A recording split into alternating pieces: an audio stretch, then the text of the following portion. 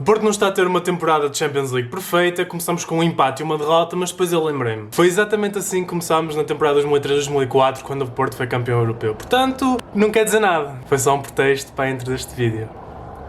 Portanto, hoje faço uma breve viagem ao passado, quando o Porto foi campeão europeu em 2004.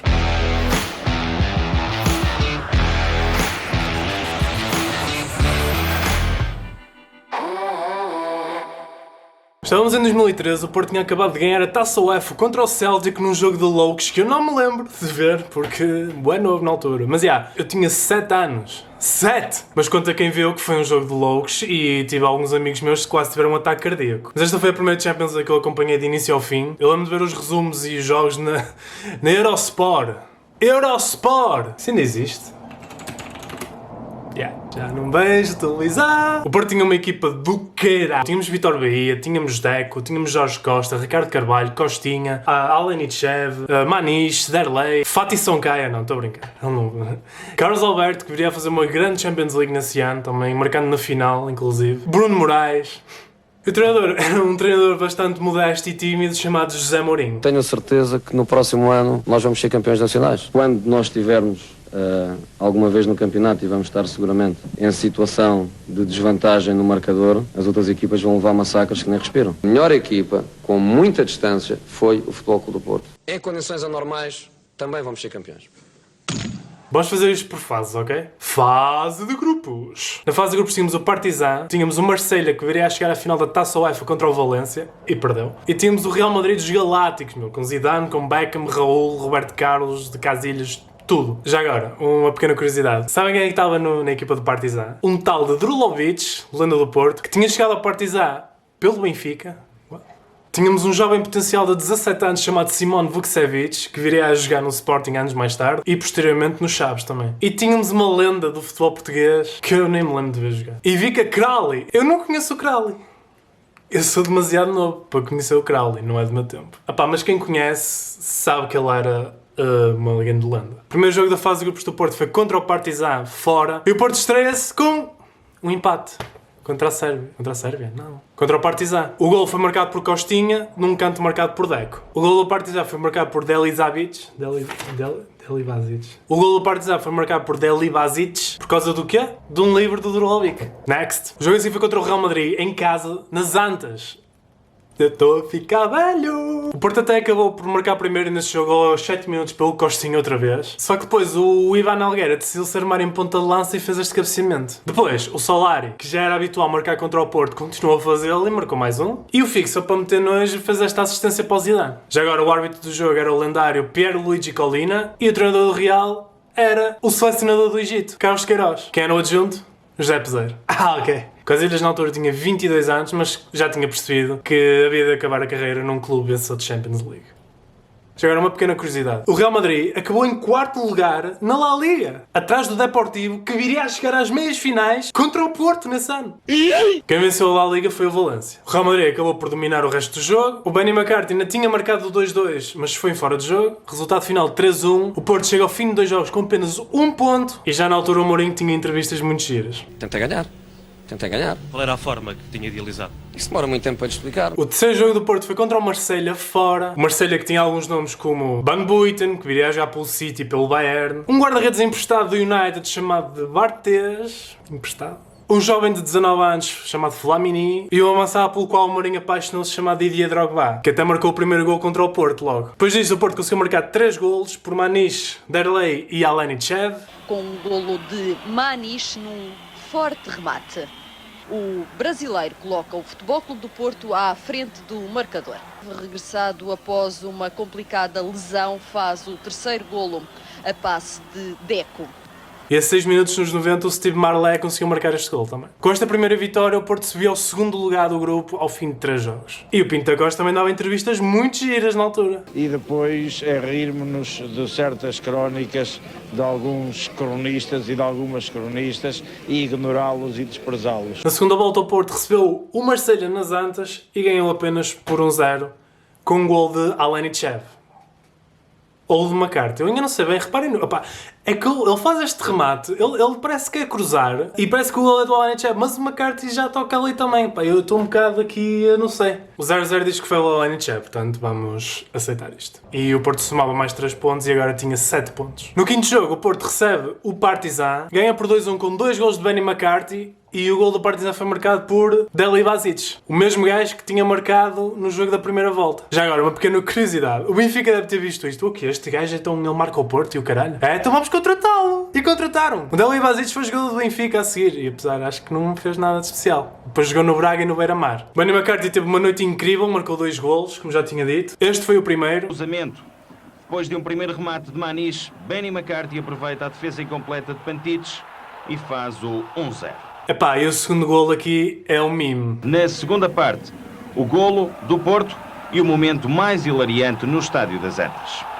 Savic atrasa para Pantites, que faz uma fífia brutal e depois McCarthy só tem de encostar. Faz uma fífia. Depois o Deli Basic faz este golo também. Grado que assim fez o 2-1. Grande trabalho de Deli Basic. Depois aconteceram coisas no jogo que foram um bocado caricatas. Maniche levou amarelo, depois tem tampeado a bola, depois de ter levado uma chapada. Ficou muito feliz por ver o cartão amarelo. O jogador pontapeou a bola depois de sofrer uma falta e assim pode falhar o jogo de Madrid. Que troll, mano. O Jorge Costa também ficou fora do próximo jogo por ter levado um amarelo neste, ter dado esta mão na bola. No final teve direito a um abraço entre o Drulovic e o Mourinho, e este foi o último jogo que o Porto jogou nas Antas a contar para a Champions League. 10 dias antes tinha sido inaugurado o atual Estádio do Dragão, com um jogo amigável contra o Barcelona onde ganhámos por 2-0 e onde se estreou um tal de Lionel Messi com 16 anos. O jogo com o Partizan acaba e o Porto fica com 10 pontos na fase de grupos e vai a Madrid sem o jogo contar para nada, que já estavam em segundo lugar seguríssimos e qualquer resultado já não alteraria a posição deles. O Porto vai ao Santiago Bernabéu e vocês nem vão adivinhar quem é que marcou o gol contra o Porto. É que nem vou. Salário. Foi o Salário. Ah, e o Beckham ficou no banco também. O Figo teve um gol anulado e o Derlei marcou o gol do Porto por penalti de uma falta do Mitchell Salgado sobre o Deco. Já agora, aconteceu uma cena insólita nesse jogo. Houve um adepto que se acorrentou à baliza do Real Madrid a pedir justiça. Justiça porquê? Não sei, não estive a pesquisar sobre isso. Final do jogo fica 1-1, que está terminada a fase de grupos e o Real Madrid passa em primeiro lugar, o Porto em segundo, o Marseille em terceiro vai para a Taça UEFA e o Partizan fica fora das competições europeias. 16 avos de final. Aqui é que ficou complicado, não foi? Foi o primeiríssimo jogo no Estádio do Dragão. Carlos Alberto estreou-se na Champions League neste jogo. Manchester United que tinha lendas também como o Gary Neville, Paul Scholes, Van Nistelrooy, Giggs, Cristiano Ronaldo, já na altura estava lá. O Porto hoje esteve muito bem, jogou muito bem e temos que dar o mérito a eles porque jogaram um bom futebol, demonstraram que tem uma boa equipa. E a primeira pessoa a marcar o gol foi Quinton Fortune. Para fazer o golo do Manchester United. Lance a 3. Carlos Alberto e Alanichev a prepararem o remate e Benny McCarthy a concluir. Um grande pontapé. Pá, o segundo gol do McCarthy foi incrível, incrível, meu. E foi precisamente com cabeça que o Porto chegou ao 2-1. Benny McCarthy a dar vantagem à equipa portuguesa a 13 minutos do final do encontro. Depois aconteceu uma cena bué caricata nesse jogo, pessoal. Uma cena, pá, que nunca aconteceu na vida, que foi o Roy Keane foi expulso. Foi expulso por pisar o Vítor Bahia. Que até originou este momento que ele foi espingardar com o Mourinho lá logo no final do jogo, até ele ficou, foda-se, o que é que tu queres, cara? E os mind games do Mourinho já existiam aí também. Acho que as pessoas do futebol têm que perceber que o jogo é uma coisa extremamente emocional e que por vezes as pessoas não acabam o jogo na sua sanidade mental completa. Na sua sanidade mental completa?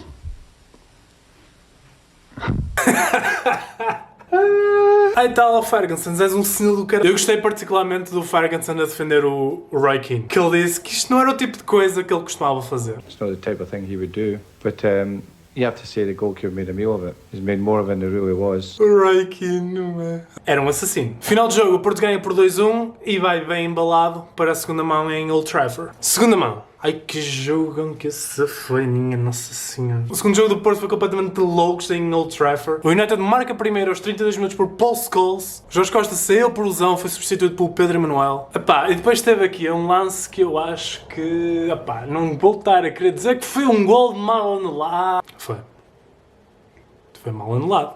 Ele estava em jogo. Quem é que teve a borra da noite? Quem é? Quem é que teve? O Cristiano Ronaldo entrou, teve apenas 9 minutos em campo porque o Nuno Valente decidiu fazer-lhe isto. Em cima do minuto 90, teve o tal livre épico. Converte o livre, remata forte, Howard não segura a bola e Costinha na recarga faz o golo. Safety. Great reaction by Jose Mourinho. Last minute, and it could be the last minute of Manchester United's European season. A dramatic goal of the death. Acaba o jogo e o Porto está nos quartos de final da Liga dos Campeões. Last minute, a goal in the last of the 90 minutes.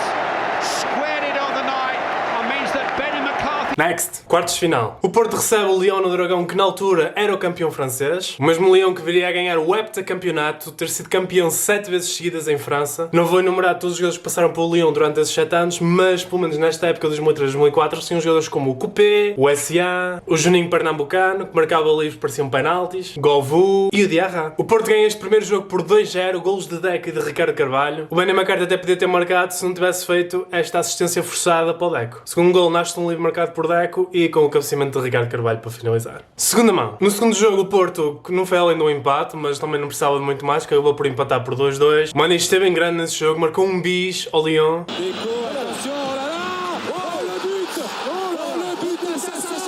Nem 10 minutos depois, o Lyon acaba por empatar.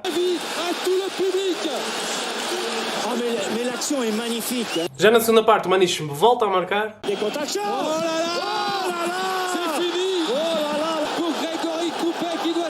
E já no minuto 90, o Lyon acaba por marcar o gol do 2-2. Final do jogo, 2-2. O Porto ganha 4-2 na eliminatória e passa às meias finais da Champions League. Meias finais? Oh! Foi uma eliminatória muito difícil para o Porto. O Porto acabou por ganhar apenas por 1-0 no conjunto das duas mãos. O Deportivo, que tinha vindo de uma sequência de jogos de loucos, conseguiram eliminar os Juventus por 2-0 no conjunto das duas mãos. No jogo a seguir, perdem 4-1 com o Milan, que era o campeão em título da Champions. E depois, obviamente, já estava tudo encaminhado para eles serem eliminados. Não! Eles em casa ganham 4-0 ao Milan. 4! Como é que é possível ganhar? Epá, que sofrimento para ser um adepto do Deportivo. Ainda agora mais, que eles estão na 2ª Divisão B. Já agora corresponde à 3ª Divisão Espanhola Nacional. Já agora o Deportivo contava com jogadores como Molina, Jorge Andrade, que veio do Porto, o conhecido jogador espanhol Valerón, Alberto Luque, que jogou no Newcastle, Pandiani e Diego Tristán, que nem jogou. Foi Tristán para ele. Já agora, no jogo da primeira mão, o Jorge Andrade foi expulso mesmo no fim. Jorge Andrade, que fez parte da equipa do Porto entre 2000 e 2002 e regressava agora ao novo estádio do Dragão para defrontar a antiga equipa. Na segunda mão, o Porto ganha por 1-0 de grande penalidade do Derlei. Foi uma falta do central César sobre o Deco. O penalti esse foi marcado por Derlei, que teria estado 4 meses fora por causa de uma lesão no joelho. Derlei volta em grande para meter o Porto na final da Champions League desse ano. Final do jogo, o Porto está na final da Champions League, ganha por 1-0 no conjunto das duas mãos a Deportivo e agora vem aí o monstro do Mónaco. Estou a brincar. Epá, a final com o Mónaco deve ter sido das mais fáceis que o Porto já teve, meu. Enfim, next. Final.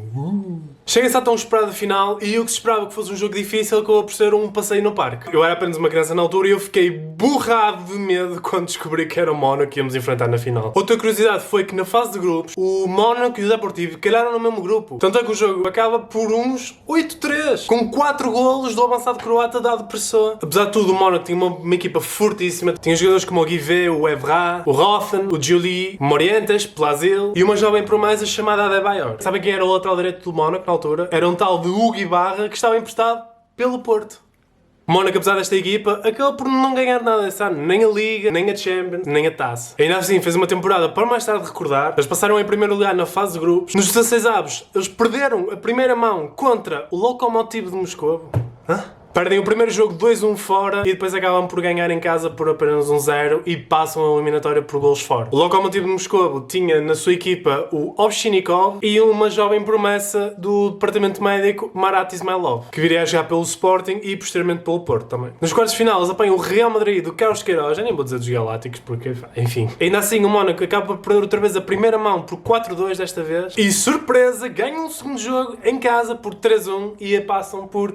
Adivinhe-se, golos fora. O Real Madrid, que até marcou primeiro e aumentou a vantagem da eliminatória para 5-2. O Mónaco a seguir, lembrou-se de marcar 3 golos e passou à fase seguinte por golos fora, normalmente. Ficou 5-5 no conjunto das duas mãos. Na meia-final apanham o Chelsea, desta vez lá ganham a primeira mão por 3-1 e empatam o segundo jogo fora em Stamford Bridge por 2-2, portanto ganham a eliminatória por 5-3 e pimba, final com o Porto. A partida foi disputada em Gelsenkirchen, no estádio do Schalke 04, que entretanto desceu para a segunda divisão. Certo. Pá, foi um jogo que fez sorrir qualquer portista. O nosso menino Carlos Alberto, de apenas 19 anos, abriu o marcador aos 39 minutos da final europeia. Apareceu no apoio para a Ferreira, cruzamento, a bola sai, Carlos Alberto, bateu! O segundo gol foi um contra-ataque. Um contra-ataque? Foda-se, cara. O segundo gol nasceu de um contra-ataque do Deco, que apesar de terem dito que era falta sobre o Morientes, Morientes, levanta-te que é para veres bem este gol de perto. Deco vai fazer o golo, atira golo! Acha mesmo que o Arte ia estragar este momento precioso na final da Champions? Até o príncipe de Mónaco ficou mesmo tilted, mano. Jesus, ele, puta que por esta merda, foda-se, merda, com a nabaca. 5 minutos depois, toma lá uma trivela do Derlei que já estava a fazer foreshadowing para a transferência do Ricardo Quaresma na época a seguir e toma lá gol do Al Cheb, que já tinha marcado em Sevilha no jogo contra o Celtic na final da Taça UEFA. E somos campeões!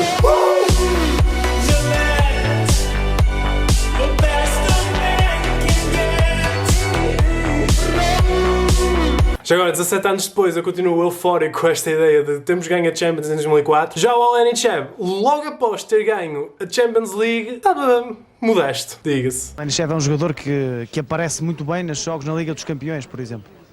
Já em Sevilha foi um pouco decisivo e agora voltou a ser. Talvez, sim. Agora vocês perguntam, Filipe, vais fazer mais vezes como este? Talvez, sim. Partilhem isto. Além disto, faço vídeos de gaming também e o que me apetecer neste momento, porque é o meu canal e, portanto, é isso, tá? Adeus.